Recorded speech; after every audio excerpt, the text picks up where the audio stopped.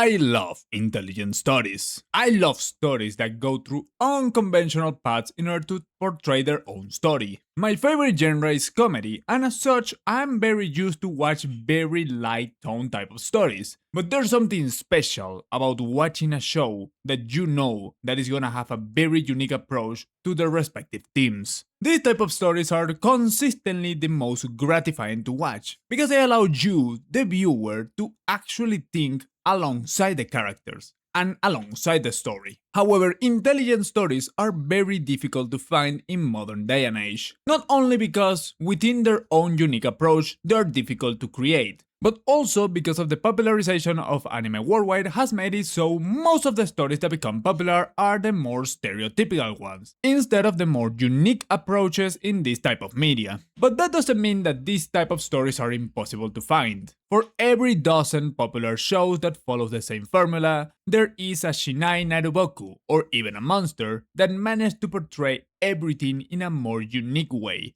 and a more intelligent one. And as someone that has tried to watch more variety of manga and anime in the last year, I am very grateful to find very different stories that touch very different themes. And thankfully, one of those type of stories actually came out very recently. In the year 2017, a manga would come out. A manga that, interestingly enough, came from the most obscure and less talked about demographic out of all of the main demographics in the Japanese media, Josei. Despite being a very underrepresented demographic in the anime and manga world, having the biggest representation of this demographic being Chihaya Furu, which is an anime that probably half of the people that is watching this video doesn't even know, Studio Shuka, the studio that gave to the world most of the seasons of Natsume Yujinshu and Durarara, decided to give it a shot, and gave us the fantastic anime called Ikoku Nikki.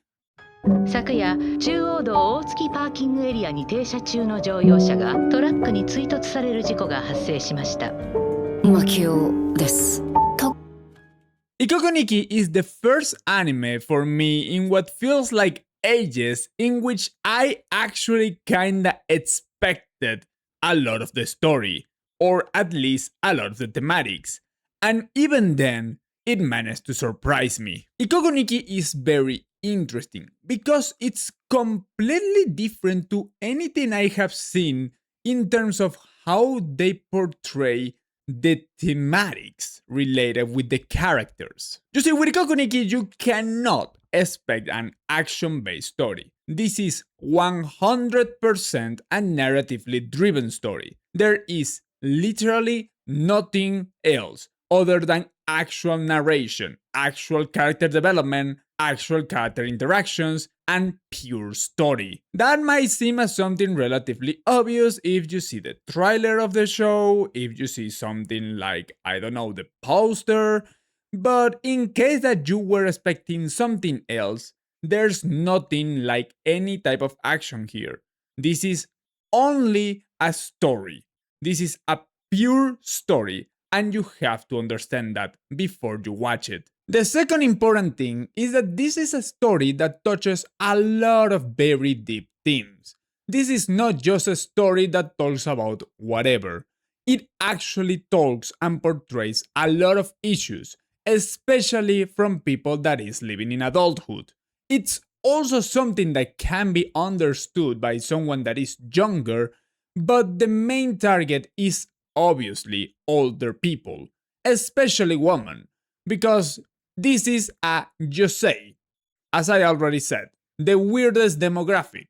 That Josei is specifically created for adult women. Just like how shoujos are the counterpart of shonens, the Joseis are the counterpart of the seinens. And as such, this story wants to go for a more adult theming.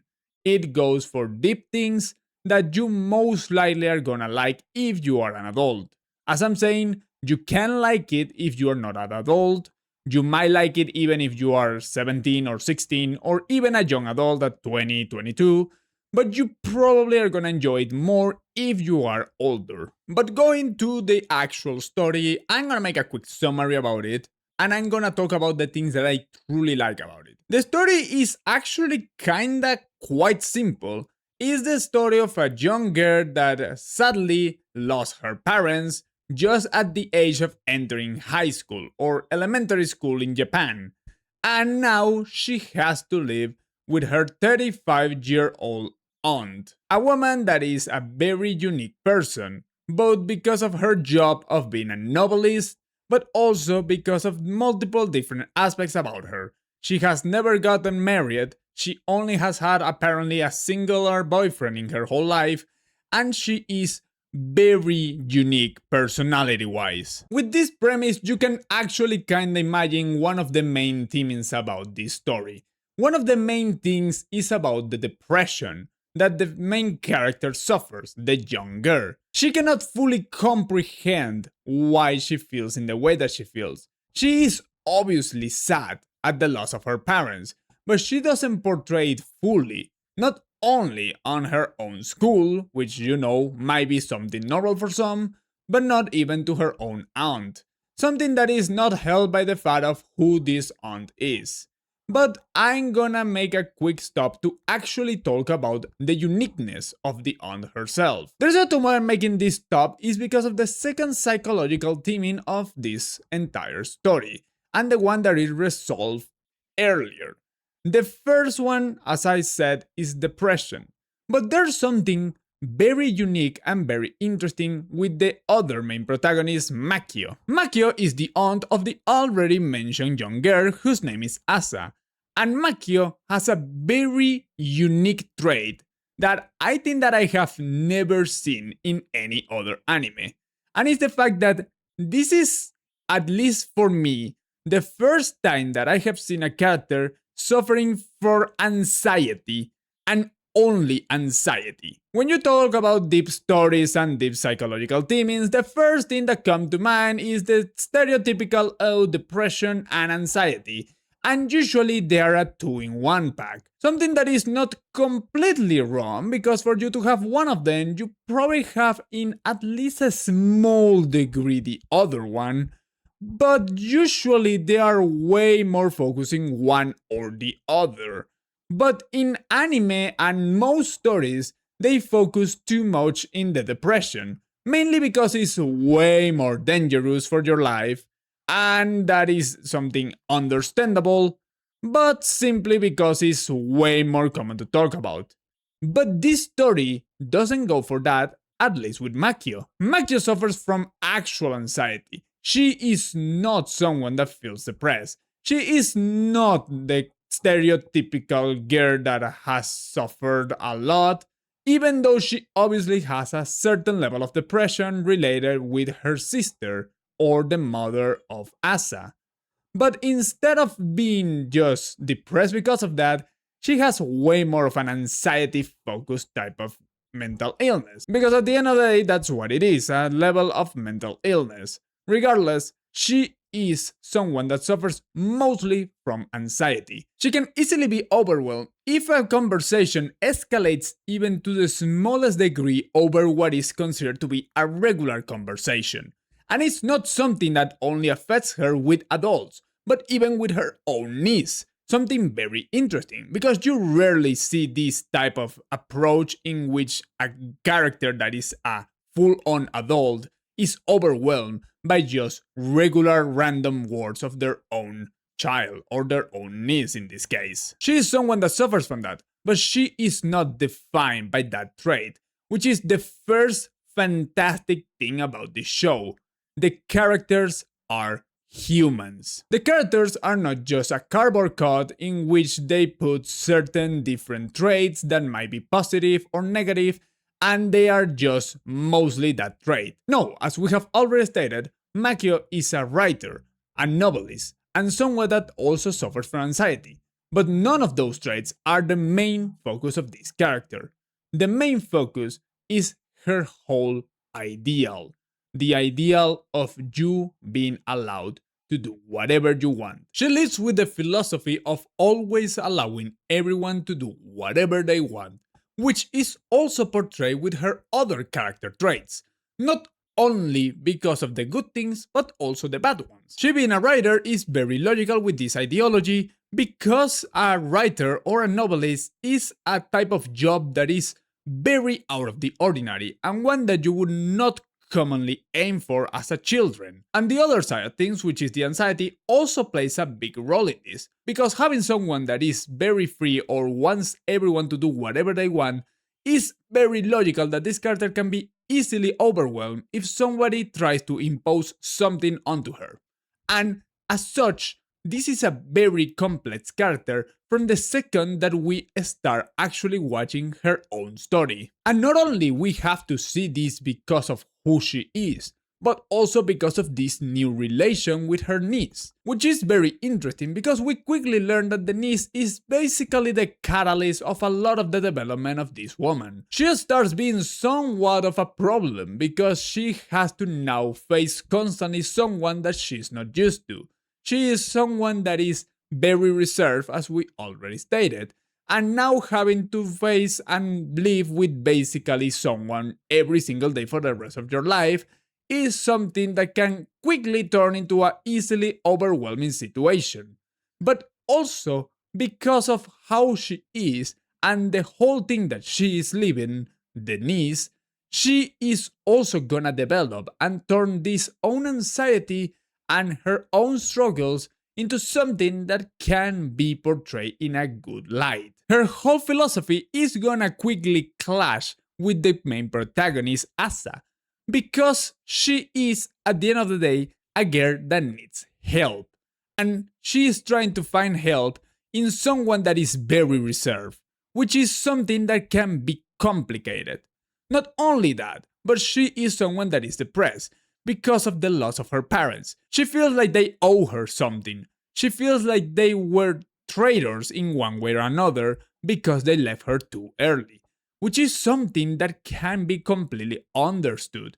She is, at the end of the day, a 15 to 16-year-old girl that lost her parents.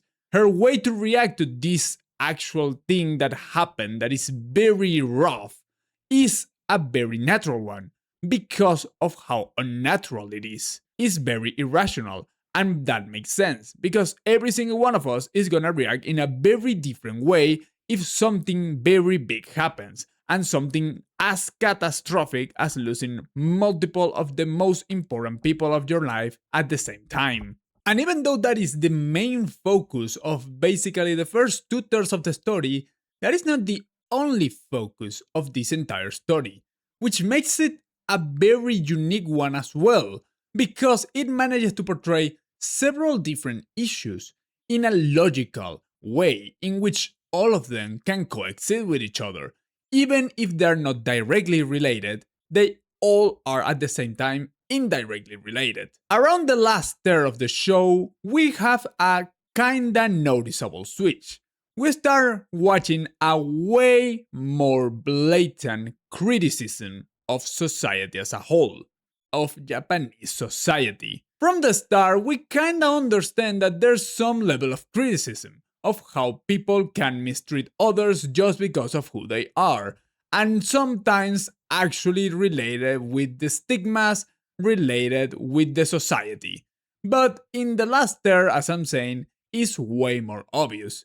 In a singular chapter, we have 3 or 4 very obvious issues at the same time. We have a baseball player that wants to quit the baseball club because he's been mistreated there, something that is seen as normal just because others in the past had to live through that. We also see the best friend of the main protagonist trying to hide the fact that she has a girlfriend, whether because she doesn't want her to know or because she's forced to make her not know. But the most obvious of them all is one character that is introduced in that same chapter that is a very intelligent woman that immediately stops appearing on high school because of a news that in Japan there was a medic school that was downplaying women, quite literally was taking the test of women and reducing their scores just to have more male doctors. A story that, as weird as it sounds, is something that actually happened in real life. And this is not some news from the early 80s or 90s.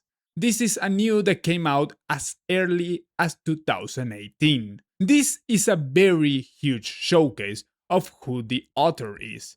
I, from very early on, suspected her to be a woman, And it was very obvious when this came out. And I don't blame her. This is a very big thing that happened during that time that she started writing this show and writing this manga.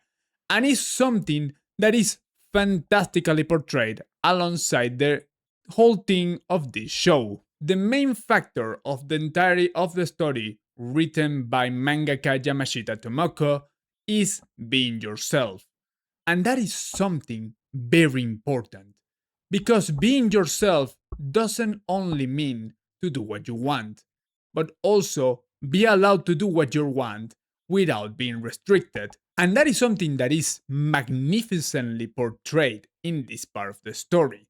Even if it's kinda out of nowhere, still manages to be perfect within the story. The sportsman that is abused and doesn't want to be abused just because it's the tradition.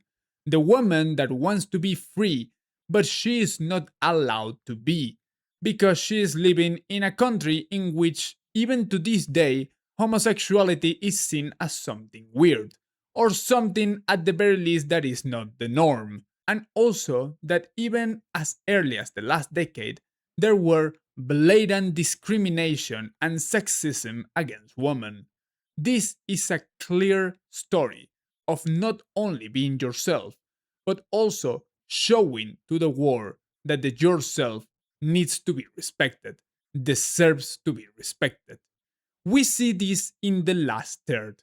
We see how, after the entirety of the full development of Makio and most of the depression of Asa finally concluding to a certain extent and she finally accepting reality, she goes and fulfills the thing of wanting to be herself, wanting to be a singer. Despite the doubts, despite the maybes, despite the buts, she wanted to, for the first time, be the actual protagonist of her own story.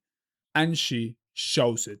She understands that she might never have another choice. She might never have another opportunity. And she doesn't want to let this one go. And with all of the things surrounding her, she is a beacon of light, someone that can be shown to be the light of change, someone that can be the better version of herself, someone that can bring the best version of other people by being someone that inspires them, someone that showcases how important it is to be yourself. Thank you guys so much for watching. I hope that you enjoyed it. If you want more content like this, talking about very unique shows that might not come from the most stereotypical approach, please leave a like, comment, and subscribe. It helps the channel to grow and it will make me actually understand that you actually enjoy this type of content. And well, without anything else to explain, once again, I hope that you enjoyed it and see you next time. Bye bye.